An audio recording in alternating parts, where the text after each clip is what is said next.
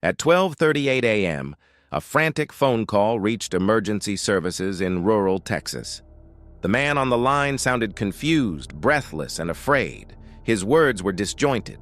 He spoke about being chased, about needing help, about not being able to see clearly. The call lasted just over 10 minutes. It would be the last confirmed record of his voice. When the line went dead, no one realized that the audio they had just recorded would become one of the most analyzed, debated, and haunting emergency calls in modern true crime history. That man was Brandon Lawson, and after that phone call, he disappeared. Brandon Lawson was a 26-year-old father of 4 living in San Angelo, Texas. He worked long hours, supported his family, and maintained close relationships with his brother Kyle and his partner, Ladessa. Those who knew him described Brandon as deeply devoted to his children and fiercely protective of his family. But they also acknowledged that he struggled privately. In the months leading up to his disappearance, Brandon had battled substance abuse issues, including methamphetamine addiction, and had recently argued with Ladessa earlier that night. By the evening of August 8, 2013, Brandon was upset and emotionally charged. What happened next unfolded quickly and would never be fully explained. Shortly after midnight on August 9th, Brandon left his home in San Angelo and began driving south toward Bronte, a small town about 30 miles away. He later told Ladessa he was going to his father's house to cool off. At approximately 12:30 a.m., Brandon's truck ran out of gas along U.S. Route 277, a remote highway surrounded by fields, oil sites, and dark open land. His vehicle came to a stop near the edge of the road. This should have been a minor inconvenience. It was not. Moments after pulling over, Brandon called his brother Kyle. Kyle later told investigators that Brandon sounded panicked and disoriented. He said someone was chasing him. He mentioned bleeding. He asked Kyle to come quickly and bring a gun for protection. Kyle drove toward Brandon's location while keeping him on the phone. As he got closer, Brandon called 911. The emergency call was recorded. In the audio, Brandon's voice is strained. He speaks rapidly, at times incoherently. He tells the dispatcher he is being chased by people over here and that he needs help. At one point, Brandon says something that would later be replayed endlessly by investigators and internet sleuths alike. The words are unclear. Some hear one sentence, others hear something completely different. The dispatcher struggles to understand him. Then, suddenly, the call ends. Kyle reached Brandon's truck just minutes after the call disconnected. The vehicle was still there. The engine was off. The headlights were on. But Brandon was gone. Kyle called out for his brother. He searched the nearby area with a flashlight, scanning the roadside and the open fields beyond. There was no sign of a struggle. No blood.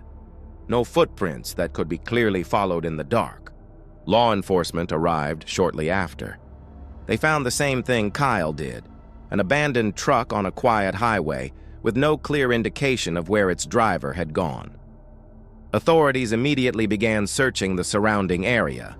Deputies walked the fields, checked nearby fences, and examined oil equipment sites. Canine units were brought in, but the dogs struggled to maintain a consistent scent. Helicopters searched from above. Nothing. Investigators reviewed the 911 call and considered several possibilities.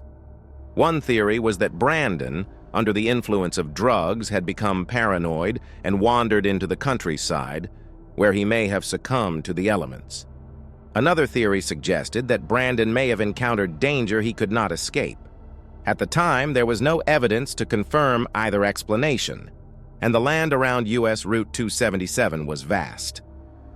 As days passed, attention increasingly focused on the emergency call itself. The final minutes of Brandon's voice became central to the case.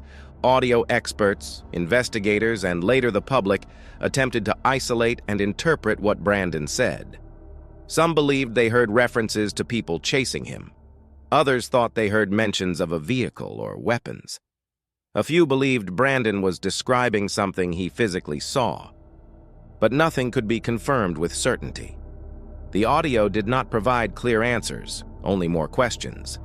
And because Brandon vanished immediately after the call, investigators had no way to verify what he was experiencing in those final moments.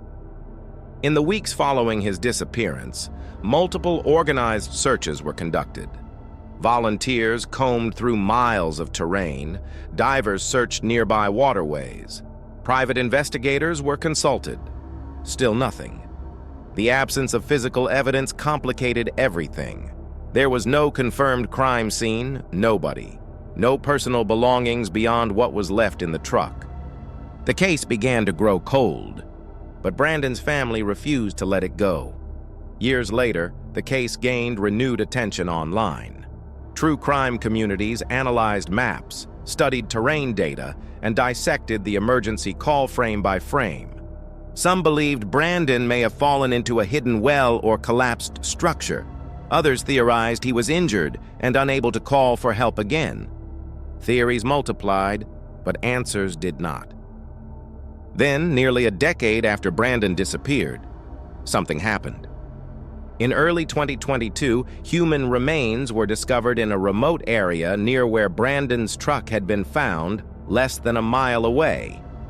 The location had been searched before.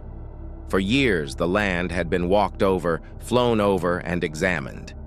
Yet somehow, the remains had gone unnoticed. For Brandon's family, hope and dread collided. Investigators conducted forensic testing.